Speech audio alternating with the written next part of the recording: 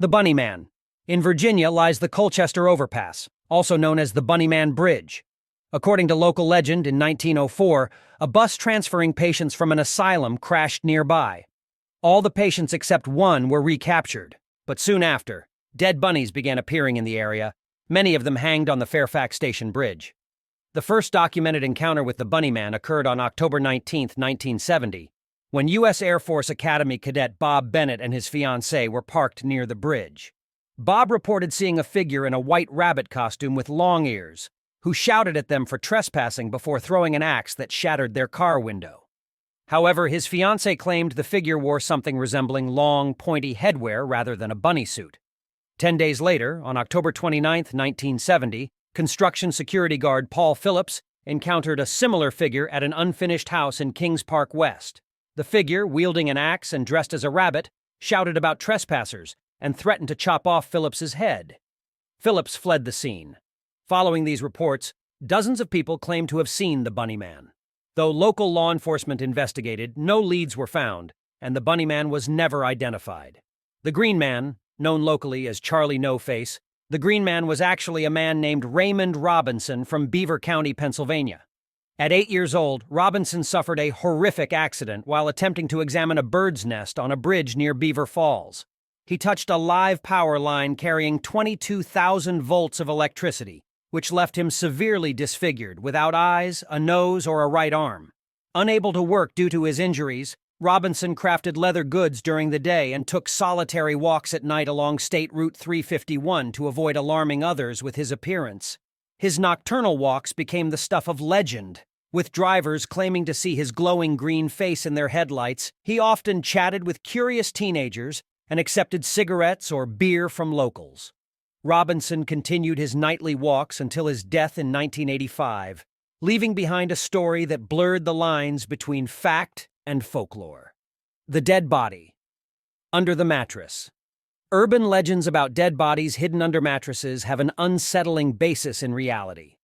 One of the most infamous confirmed cases occurred in 1999 at the Ocean View Motel in Atlantic City, New Jersey. Guests of room 112 complained for days about a foul odor, which staff initially dismissed as a dead rat or sewage issue. Multiple guests unknowingly slept above the decomposing body of Saul Hernandez, concealed inside the box spring. This incident led to nationwide changes in hotel protocols, including thorough room inspections and the use of platform beds to prevent such hiding places.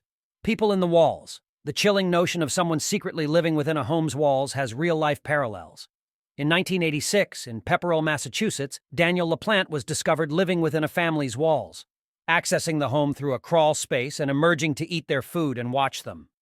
A similar incident occurred in Japan in 2008, where a homeless woman lived in a man's closet for over a year, only coming out when he was away.